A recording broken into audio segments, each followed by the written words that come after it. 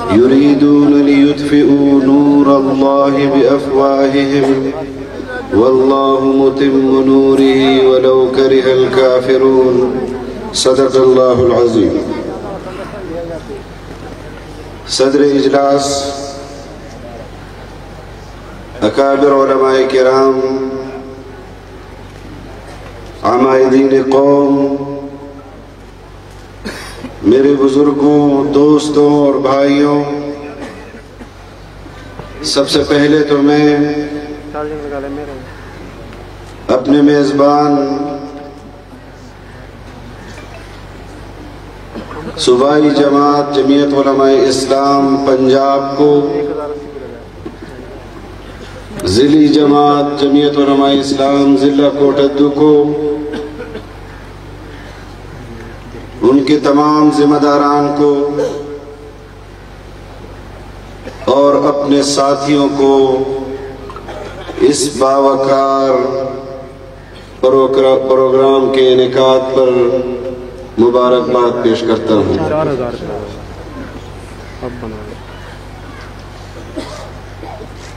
آپ نے ثابت کیا ہے کہ آپ کو لایا نہیں گیا، آپ آئے ہیں۔ آپ نے ثابت کیا ہے کہ آپ جمعیت علماء اسلام کے نظریاتی کارکن ہیں۔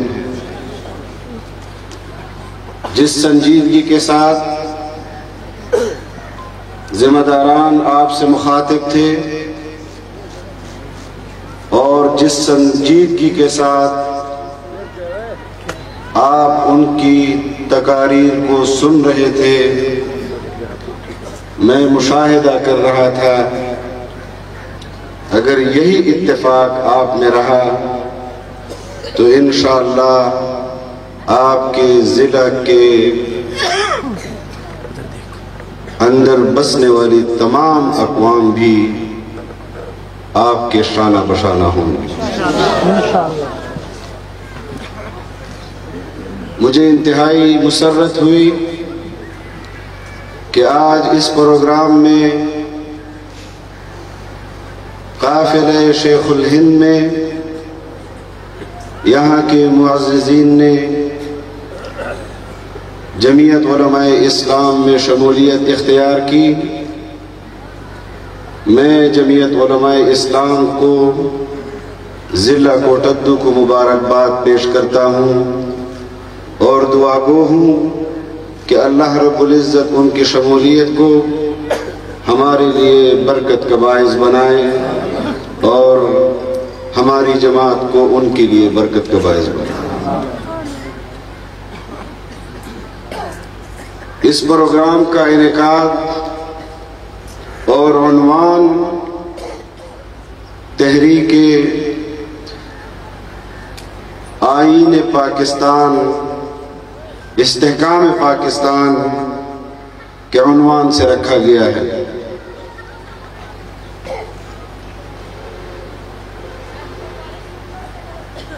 حالات حاضرہ پاکستان کا سیاسی منظرنامہ وہ اس بات کا تقاضا بھی کرتا ہے کہ قوم کو موجودہ صورتحال کے حوالے سے آگہی بھی ہو کہ ہم کیوں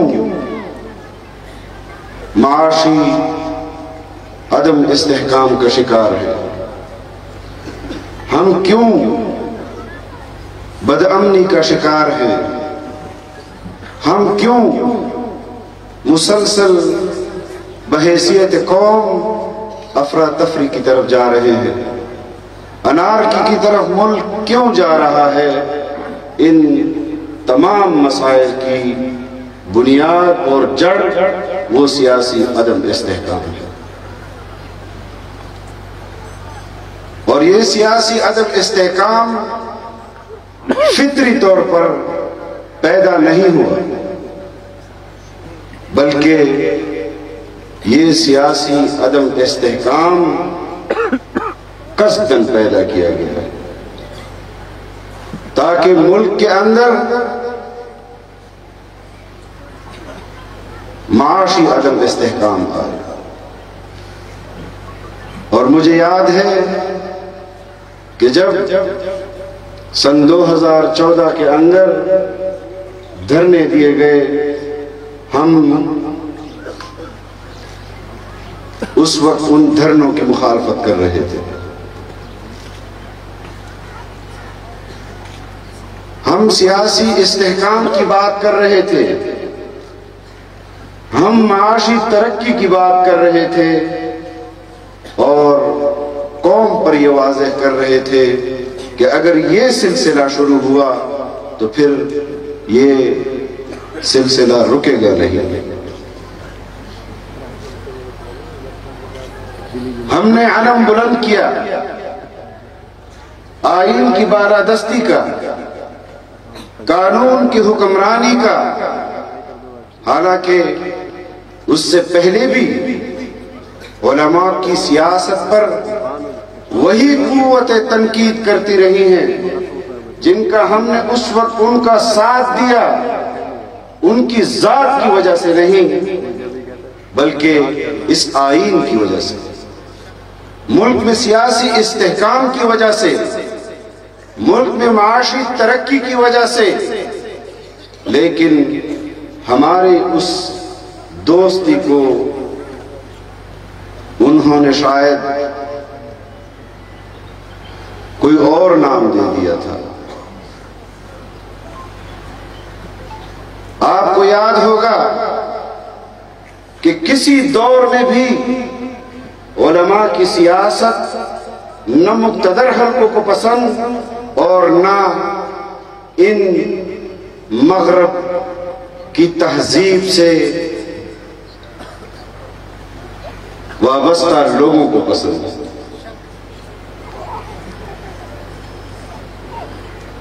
کسی زمانے میں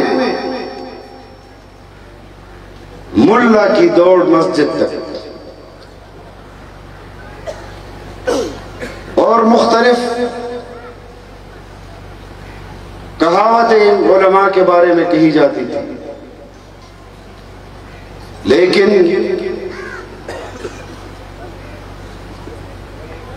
بر صغیر کی تاریخ علماء کے بغیر مکمل نہیں ہو سکتی. جمعیت علماء ہند کی جدوجہد آزادی کے بغیر ممکن نہیں ہو سکتی کہ اس کو لکھا جائے. پاکستان کی تاریخ بھی جمعیت علماء اسلام کے بغیر نامکمل ہے. جب ہمارے اکابر ملک کے طول و عرض میں پاکستان بن جانے کے بعد جمعیت علماء اسلام کی اثر نو بنیادیں رکھ رہے تھے، اس وقت کتنی مشکلات ہمارے اکابر کو درپیش ہوئی ہوں گی. کون کون سے حربے ان کے خلاف نہیں استعمال کیے گئے ہوں گے. ان کی تعداد تو سینکڑوں میں یا ہزاروں میں تھی. آج بفضل خدا ہماری آخری رکن سازی جس کی تعداد کم و بیش 45 لاکھ ہے،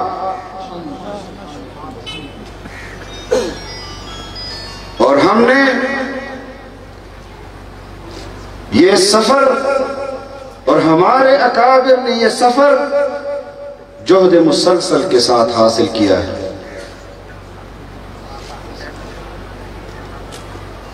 علماء کو سیاست سے الگ کرنا، ان کے اوپر طعن و تشنیع کرنا، یہ انگریز کے دور میں بھی ہوتا رہا ہے. مذاق اڑایا جاتا رہا ہے، بے توقیر کیا جاتا رہا ہے، لیکن پاکستان بن جانے کے بعد بھی وہ تسلسل ان حلقوں کی جانب سے جو پاکستان کے اندر سیاہ و سفید کے مالک بنے، روا رکھا گیا۔ یہ ان کا کردار، یہ ان کی خواہش، لیکن اللہ کو کچھ اور ہی منظور تھا کہ پاکستان بن جانے کے بعد اس ملک کو 25 سال تک سرزمین بے آئین کہا جاتا رہا، لیکن جب اس مملکت خداداد پاکستان کو آئین ملا، متفقہ آئین ملا، اسلامی آئین ملا، تو اس میں مفکر اسلام حضرت مولانا مفتی محمود رحمہ اللہ کا کردار نمایاں تھا، اور ہم ان کے اس کردار کی بنیاد پر دعویٰ کرتے ہیں کہ پاکستان کا متفقہ اسلامی جمہوریہ پاکستان یہ جمعیت علماء اسلام کے مرہون منت ہے۔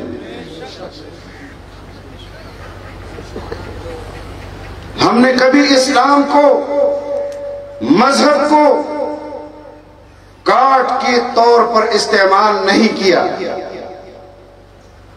ہم نے اسلام کو بطور کاز کے اپنایا ہے۔ یہ ہمارا کاز ہے، ہمارا موٹو ہے، ہماری جماعت کا نعرہ ہے کہ جمعیت کا مقصد، جمعیت کا پیغام خدا کی زمین پر خدا کا نظام۔ آج اگر آپ میں سے کوئی بھی جدوجہد کر رہا ہے تو وہ کسی فرد کا ازم نہیں چاہتی، وہ اسلامزم چاہتی ہے۔ وہ اسلامائزیشن کی بات کرتے ہیں، اسلامی نظام مملکت کی بات کرتے ہیں، اسلامی معیشت کی بات کرتے ہیں، اسلامی سیاست کی بات کرتے ہیں۔ تہمتیں لگائی جاتی ہیں، تم نے ہمیشہ مذہب کو بطور کاٹ کے نشانہ بنایا، کبھی دینی مدارس سے فارغ التحصیل علماء کرام کو، ان کی سند کو انتخابات کے لیے ناکافی قرار دے دیتے ہو کہ درس نظامی کی سند جو ہے وہ قابل قبول نہیں ہوگی کہ کوئی اس کی بنیاد پر قومی اسمبلی کا ممبر بن سکے یا صوبائی اسمبلی کا ممبر بن سکے۔ اور مجھے یاد ہے کہ 2005 میں غالباً بلدیاتی انتخابات پورے ملک میں ہوئے، 2 صوبوں کے اندر جمعیت علماء اسلام کے نمائندے دینی مدارس کی سند پر بھاری اکثریت سے بلدیاتی انتخابات جیت کر آئے، تو سپریم کورٹ نے ایک فیصلے سے ان انتخابات کے نتائج کو درہم برہم کر دیا، اور جو جیتے ہوئے تھے ان کو ایک دستخط سے اور ایک فیصلے سے نااہل کر دیا۔ یہ ہمارے عدلیہ کا کردار ہے۔ مذہب کے حوالے سے، دین کے حوالے سے جمہوریت تو آپ دیکھ ہی رہے ہیں کہ جمہوری قوتوں کو بھی آج تک اطمینان نہیں ہے اور نہ حاصل ہو سکا کہ پاکستان میں حقیقی جمہوریت کب آئے گی۔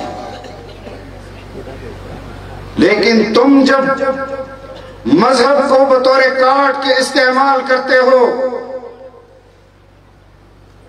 تو دنیا نے دیکھا کہ ایک جرنیل وردی میں آ کر قوم کے سامنے ریفرنڈم رکھتا ہے کہ جو اسلام چاہتا ہے، جمہوریت چاہتا ہے، اس کا معنی یہ ہے کہ وہ ضیاء الحق چاہتا ہے۔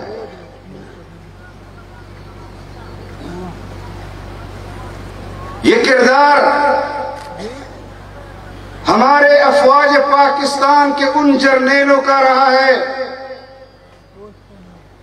جنہوں نے ملک پر 10 سال تک ڈکٹیٹرشپ کی حیثیت سے حکمرانی کی، اور پھر اس کے چلے جانے کے بعد 10 سال کے بعد ایک اور جرنیل آتا ہے،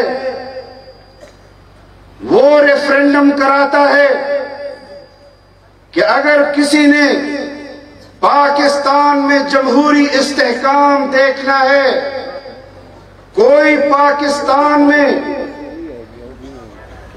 جمہوری استحکام چاہتا ہے تو وہ مجھے بحیثیت جرنیل وردی میں صدارت کے لیے ریفرینڈم میں ووٹ دے، اور نعرہ لگایا کہ سب سے پہلے پاکستان۔ اسلام حذف کر دیا، صرف جمہوریت رہ گئی۔ وہ جمہوریت جس میں ہم نے اور تمام سیاسی جماعتوں نے سیاسی کارکنوں کی شہادتوں کی صورت میں نقصانات اٹھائے، وہ جمہوریت جس میں مدارس نے ممتاز علماء کی شہادتیں برداشت کی، فقہا کی شہادتیں برداشت کی، مدارس پر ظلم اور بربریت کا وہ دور کہ کوئی باپ اپنے بیٹے کو مدرسے میں داخل کرانا ایسا سمجھتا تھا جیسے ہتھیلی پر انگار رکھ کر پھر رہا ہو۔ لیکن اس دور میں بھی آپ کی قیادت نے، قائد ملت اسلامیہ نے کمال بصیرت کے ساتھ، سیاسی فراست کے ساتھ اپنے لوگوں کو امن بھی فراہم کیا، ان کو جذباتیت سے دور رکھا، اپنے اکابر کے دیے ہوئے اس سیاسی نظام سے وابستہ رکھا، اور آج آپ دیکھ رہے ہیں کہ ہماری رکن سازی کی صورت میں وہ قوت اس زمانے سے کتنی آگے بڑھ چکی ہے۔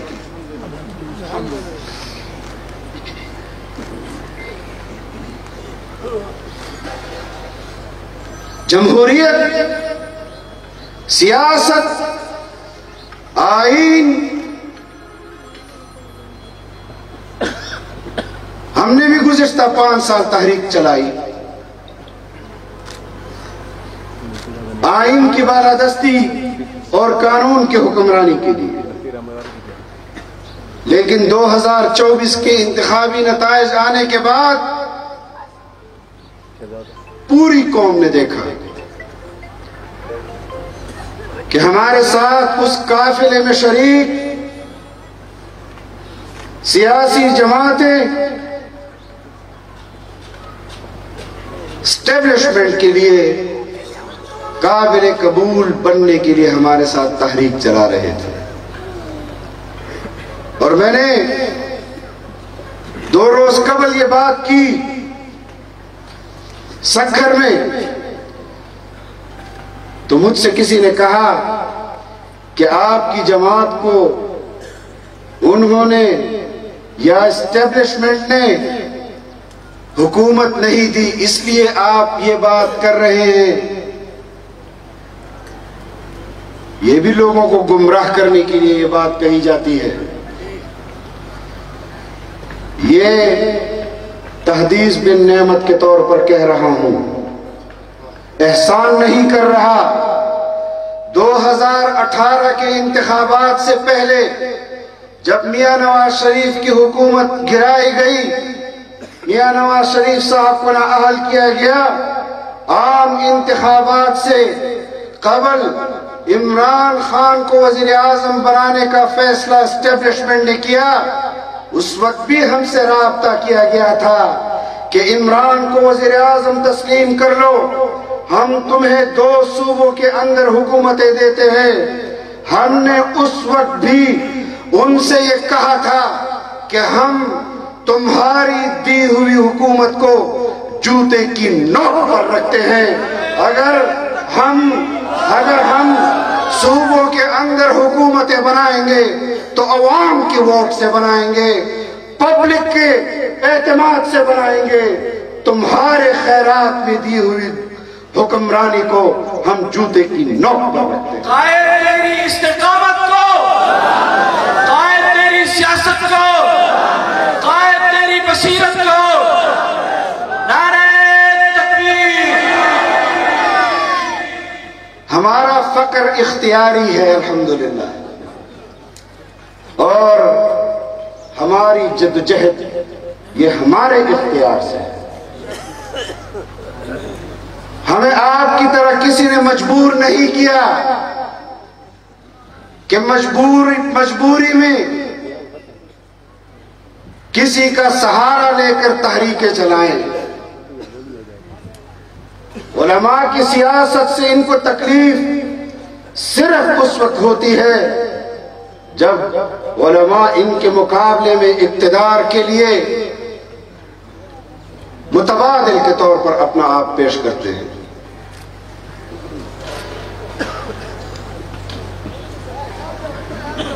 علماء کو کا راستہ روکنے کے لیے کون سا حربہ ہے جو وہ حکمرانی میں استعمال نہیں کرتے؟ آج بھی کئی سالوں سے دینی مدارس کی رجسٹریشن بند کی ہوئی ہے۔ مغرب کا بیانیہ لے کر مدارس کی اصلاح کرنا چاہتے ہیں، وہی اسلام جو مغرب کو پسند ہے، جو مغرب کا بنایا ہوا اسلام ہے، اسی اسلام کو لے کر یہاں پر مدارس کی اصلاح اسی ذہن کے ساتھ یہ لوگ کرنا چاہتے ہیں۔ آج بھی ایک جرنیل کو، ریٹائر جرنیل کو کھپانے کے لیے P S D P project کا ڈی جی بنایا گیا ہے، اور مدارس کو کہا جاتا ہے کہ آپ اپنی رجسٹریشن اس پی ایس ڈی پی کے پروجیکٹ کے تحت کریں۔ وکلاء یہاں سٹیج پر بیٹھے ہیں، سیاسی زعماء بیٹھے ہیں، کون سا آئین کہتا ہے کہ P S D P project کے زیر اہتمام مدارس کی رجسٹریشن قانونی ہے، آئینی ہے؟ خود غیر آئینی اقدام کے مرتکب ہو رہے ہیں، صرف ایک جرنیل کو کھپانے کے لیے۔ میں نے قومی اسمبلی میں بھی کہا تھا کہ اگر آپ نے ایک ریٹائر جرنیل کو فیسیلیٹیٹ کرنا ہے تو اس کو کسی دوسرے ادارے کا سربراہ بنا دو، کیوں مدارس کے سر پر اس کو جبرن بٹھایا ہوا ہے؟ تنخواہ ہی دینی ہے۔ اگر نہیں ہے حکومت پاکستان کے پاس اتنے پیسے، جہاں ہم اتنے طلباء کے لیے چندہ کرتے ہیں، تمہارے اس ریٹائر جرنیل کے لیے بھی چندہ کریں گے، اس کی کفالت بھی ہمیں دے دو۔ خدا کے لیے مدارس کے اوپر جبر نہ کرو۔ نعرہ تکبیر، نعرہ تکبیر۔ قائد تیری سیاست کو، قائد تیری بصیرت کو، قائد دنیت مولانا فضل الرحمان، قائد ابن قائد مفتی اسد محمود، جمعیت علماء اسلام، نعرہ تکبیر۔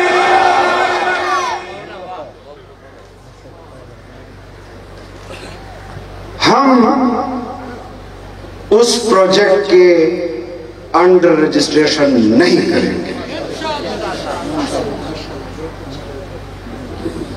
اور جو آئینی ترمیم 26ویں آئینی ترمیم کے دوران سیاسی جماعتوں کا ہمارے ساتھ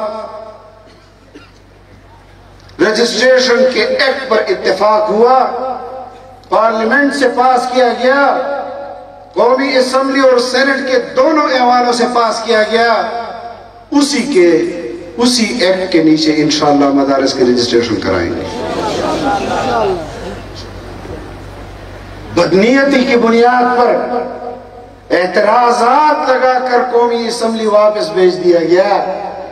مجھے سمجھ نہیں آتی کہ ان کے سیاسی لیڈرشپ جو ان کے پارٹیوں کے سربراہان ہیں، ان کے ساتھ طویل مشاورت کے بعد، اتفاق رائے پیدا کرنے کے بعد، پارلیمنٹ سے اس کے پاس ہو جانے کے بعد،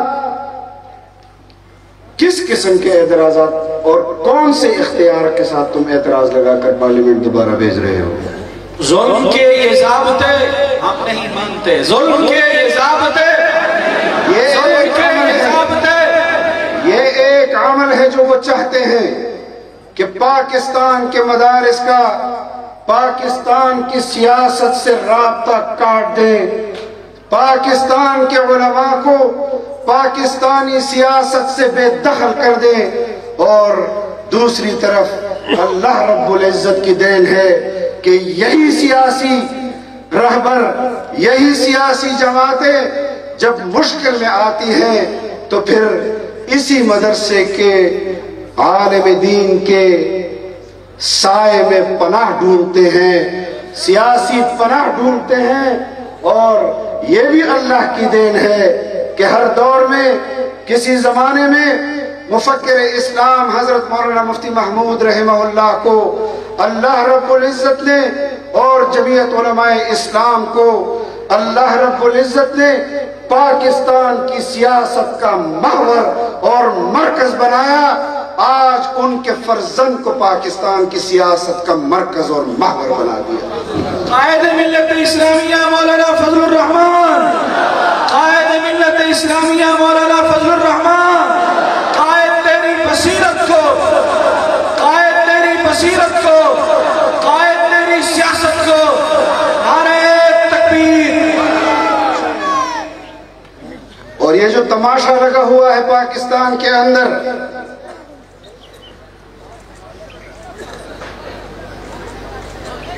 سیاسی عدم استحکام کا، میں اس کے لیے دلیل رکھتا ہوں کہ یہ سیاسی عدم استحکام مصنوعی ہے، یہ حقیقی سیاسی عدم استحکام نہیں۔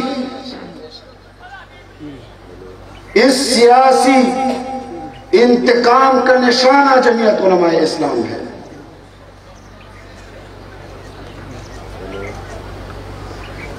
پاکستان میں 9 مئی ہوا،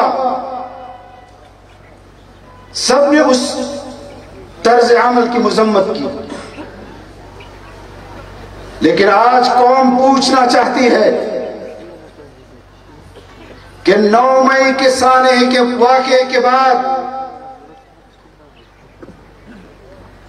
اس کور کمانڈر میں بیٹھے ہوئے جرنیل صاحب کو تو آپ نے کورٹ مارشل کیا،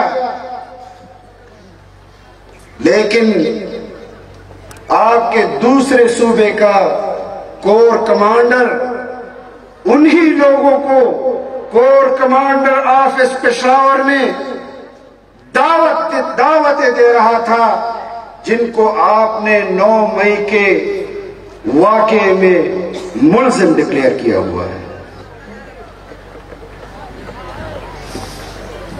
یہ 9 مئی کے وہ ملزم ہیں جو آج خیبر پختونخوا پر حکومت کر رہے ہیں، جو 9 مئی کے بعد خیبر پختونخوا کے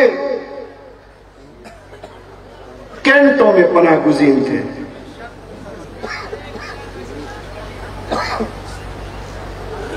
آرمی کینٹ سے ان کی انتخابی مہمیں چلتی رہی، ان کو صوبے کے اندر اقتدار دیا گیا، یہ کیسے ممکن ہے کہ ایک ہی واقعے پر آپ ایک صوبے کے اندر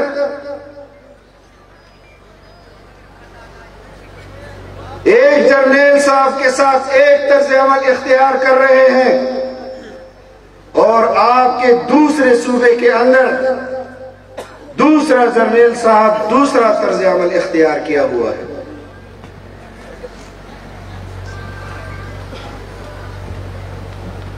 قوم اضطراب میں ہے، قوم جاننا چاہتی ہے کہ واقعہ ایک ہے،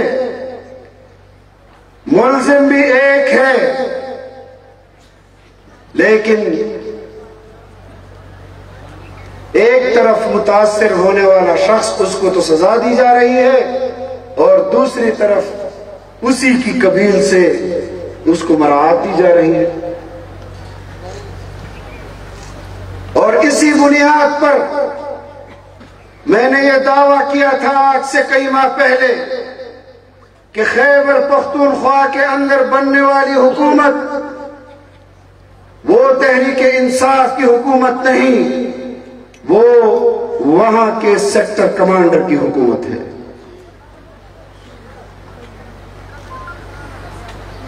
مجھے ہمدردی ہے پاکستان تحریک انصاف کے ان مخلص کارکنوں سے جو اپنے پارٹی کے ساتھ مخلص ہیں،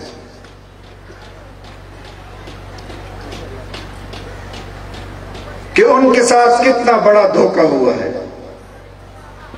اور انتخابات کے بعد خیبر پختونخوا کا وزیر اعلیٰ کسی جگہ یہ کہہ رہا تھا کہ مولانا صاحب کے ساتھ دھوکہ ہوا ہے،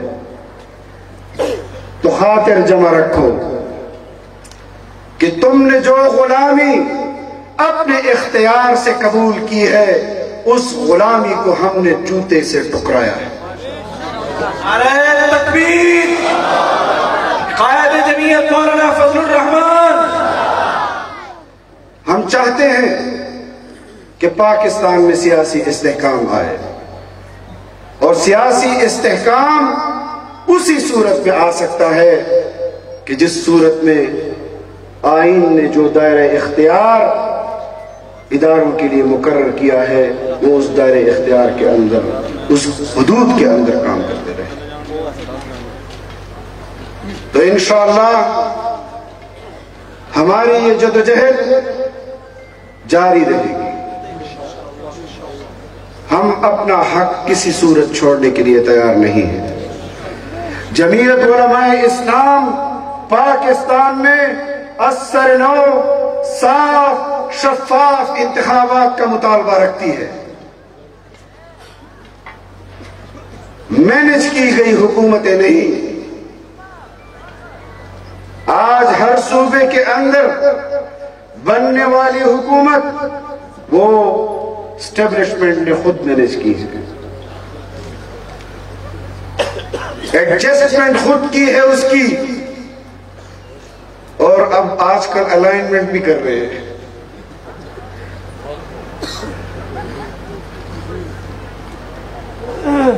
یہ ہماری سیاست ہے کہ شہر اقتدار تک پہنچنے کے لیے ہمیں براستہ پنڈی جانا پڑتا ہے۔ اس سیاسی سفر میں ہم براستہ پنڈی نہیں جاتے، اس لیے اس جگہ تک پہنچ بھی نہیں پاتے۔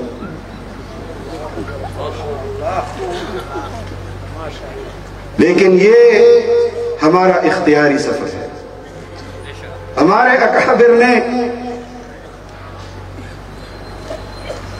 سر اٹھا کر آزادی کے ساتھ انگریز کے خلاف بھی جدوجہد کی ہے، اور اس پاکستان میں بھی اپنے حق کے لیے آزادی کے ساتھ سر اٹھا کر جدوجہد کریں گے۔ اور یہ کوئی انقلاب نہیں کہ آج ہم نے ایک بات کر لی اور کل ہو گئی، اس کے لیے جدوجہد کرنی پڑے گی۔ وہ راستے بھی ہیں لیکن ہمارے لیے ہمارے اکابر نے یہ راستہ اختیار کیا ہے. ہم نے اپنے اکابر کی پالیسی کو مد نظر رکھ کر آگے بڑھنا ہے اور میں اپنی سیاسی جماعتوں کے کارکنوں سے بھی کہنا چاہتا ہوں کہ ہمیں آپ کی ذات سے، آپ کی شکل سے، آپ کی صورت سے اختلاف نہیں ہے.